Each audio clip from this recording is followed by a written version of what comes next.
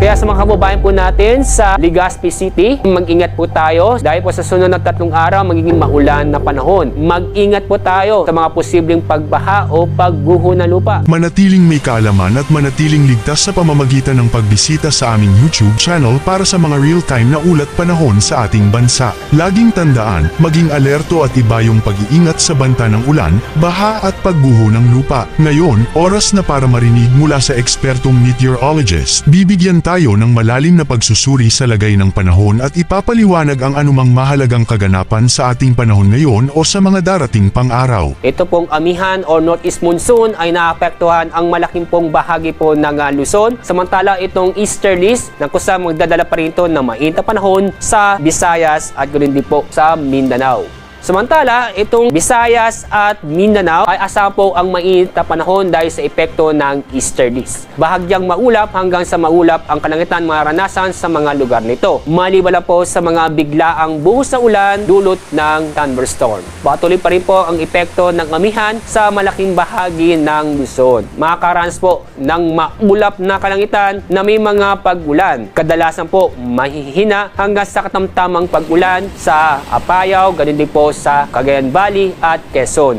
Samantala, itong pong nalabing bahagi po ng Luzon ay asahan po ang maganda at maliwas sa panahon kung saan makakaranas po tayo ng bahagyang maulap hanggang sa maulap ang kalangitan. Maliban lang po sa mga isolated na mahihinang pag-ulan. Ngayon, malalaman naman natin ang lagay ng panahon sa mga susunod o darating pang araw. Bago mo ipagpatuloy, huwag kalimutang mag-subscribe at pindutin ang notification bell para lagi kang updated sa ulat panahon sa ating bansa.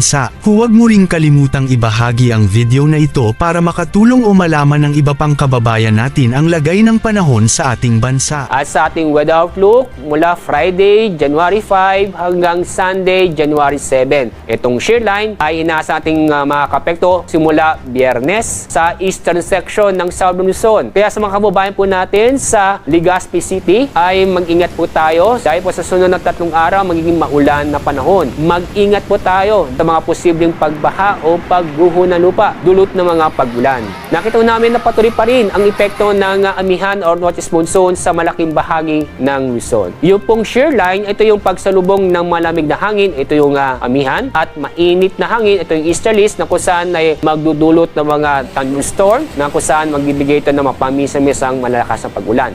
Dahil po sa patuloy na malakas na hangin dala ng amihan, meron pa rin tayong gale warning. Makakanas pa rin tayo o inaasahan pa rin na matataas ng alon. Kaya paalala po sa ating mga kababayan na huwag mo na pumalaot sa mga lugar nito, sa mga baybaying dagat, sa Batanes, Cagayan, Babuyan Islands at sa Ilocos Norte para sa ating kaligtasan. Yan muna ang ating weather update ngayon. Sana ay nakita ninyo ang broadcast na ito na nagbibigay kaalaman at kapaki-pakinabang. Maraming salamat sa DOST Pag-asa sa pagbabahagi ng kanilang mahalagang insight o ulat panahon. Samahan kami sa susunod para sa higit pang mga weather update sa ating bansa at manatiling nakatutok sa weather update ng bansa at huwag kalimutan i-share at mag-subscribe na rin.